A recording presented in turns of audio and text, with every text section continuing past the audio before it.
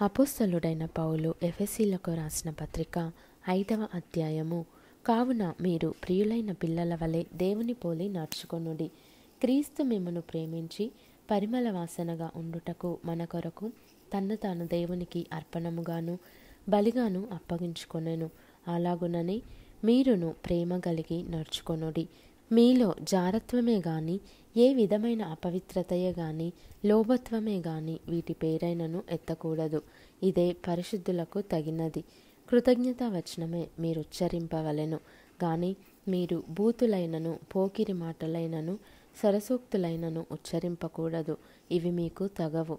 వ్యభిచారి అయినను అపవిత్రుడైనను విగ్రహారాధికుడయున్న లోభి అయినను క్రీస్తు యొక్కయు దేవుని యొక్కయు రాజ్యమునకు హక్కుదారుడు కాడను సంగతి మీకు నిశ్చయముగా తెలియను. వ్యర్థమైన మాటల వలన ఎవడును మిమ్మును మోసపరచనీయకుడి. ఇట్టి క్రియల వలన దేవుని ఉగ్రత అవిధేయులైన వారి మీదికి వచ్చును గనుక మీరు అట్టి వారితో పాలివారై ఉండకుడి. మీరు పూర్వమందు చీకటి అయి ఉంటిరి, ఇప్పుడైతే ప్రభువునందు వెలుగై ఉన్నారు. వెలుగు ఫలము సమస్త విధములైన మంచితనము నీతి సత్యమను వాటిలో కనబడుచున్నది. గనుక ప్రభువుకేది ప్రీతికరమైనదో దానిని పరీక్షించుచు వెలుగు సంబంధుల వలె నడుచుకొనుడి. నిష్ఫలమైన అంధకార క్రియలలో పాలివారయుండక వాటిని ఖండించుడి. ఏలయనగా అట్టి క్రియలు చేయువారు రహస్యమందు జరిగించు పనులను గూర్చి మాటలాడుటయైనను అవమానకరమై ఉన్నది. సమస్తమును ఖండింపబడి వెలుగు చేత ప్రత్యక్షపరచబడును. ప్రత్యక్షపరచునది ఏదో అది వెలుగే కదా. అందుచేత నిద్రించుచున్న నీవు మేల్కొని మృతులలో నుండి లెమ్ము, క్రీస్తు నీ మీద ప్రకాశించునని ఆయన చెప్పుచున్నాడు. దినములు చెడ్డవి గనుక మీరు సమయమును పోనీయక సద్వినియోగము చేసుకొనుచు అజ్ఞానుల వలె కాక జ్ఞానుల వలె నడుచుకొనున్నట్లు జాగ్రత్తగా చూచుకొనుడి. ఇందు నిమిత్తము మీరు అవివేకులు కాక ప్రభువు యొక్క చిత్తమేమిటో గ్రహించుకొనుడి.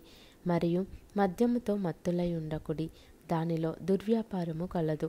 అయితే ఆత్మపూర్ణులై ఉండుడి. ఒకనినొకడు కీర్తనలతోనూ సంగీతములతోనూ ఆత్మ సంబంధమైన పాటలతోనూ హెచ్చరించుచు మీ హృదయములలో ప్రభువును గూర్చి పాడుచు కీర్తించుచు మన ప్రభువైన యేసుక్రీస్తు పేరట సమస్తమును గూర్చి తండ్రి అయిన దేవునికి ఎల్లప్పుడూ కృతజ్ఞతాస్తుతులు చెల్లించుచు క్రీస్తునందలి భయముతో ఒకనికొకడు లోబడియుండుడి. స్త్రీలారా, ప్రభువునకు వలె మీ సొంత పురుషులకు లోబడియుండుడి. క్రీస్తు సంఘమునకు శిరస్సై ఉన్నలాగున పురుషుడు భార్యకు శిరస్సై ఉన్నాడు. క్రీస్తే శరీరమునకు రక్షకుడై ఉన్నాడు. సంఘము క్రీస్తునకు లోబడినట్టుగా భార్యలు కూడా ప్రతి విషయములోనూ తమ పురుషులకు లోబడవలెను. పురుషులారా, మీరును మీ భార్యలను ప్రేమించుడి. అటువలే క్రీస్తు కూడా సంఘమును ప్రేమించి అది కలంకమైనను ముడతయైనను అట్టిది మరి ఏదైనను లేక పరిశుద్ధమైనదిగాను నిర్దోషమైనదిగాను మహిమగల సంఘముగాను ఆయన తన ఎదుట దానిని నిలువబెట్టుకొనవలెనని వాక్యముతో ఉదక స్నానము చేత దానిని పవిత్రపరచి పరిశుద్ధపరచుటకై దాని కొరకు తన్ను తాను అప్పగించుకొనెను. అటువలనే పురుషులు కూడా తమ సొంత శరీరములను వలె తన భార్యలను ప్రేమింపబద్ధులై ఉన్నారు. తన భార్యను ప్రేమించువాడు తన్ను ప్రేమించుకొనుచున్నాడు. తన శరీరమును ద్వేషించిన వాడెవడునూ లేడు గాని ప్రతివాడును దానిని పోషించి సంరక్షించుకొనును. మనము క్రీస్తు శరీరమునకు అవయవములై ఉన్నాము గనుక అలాగే క్రీస్తు కూడా సంఘమును పోషించి సంరక్షించుచున్నాడు. ఈ హేతువు చేత పురుషుడు తన తండ్రిని తల్లిని విడిచి తన భార్యను హత్తుకొనును, వారిద్దరును ఏక శరీరమగుదురు. ఈ మర్మము గొప్పది. అయితే నేను క్రీస్తును గూర్చియు సంఘమును గూర్చియు చెప్పుచున్నాను.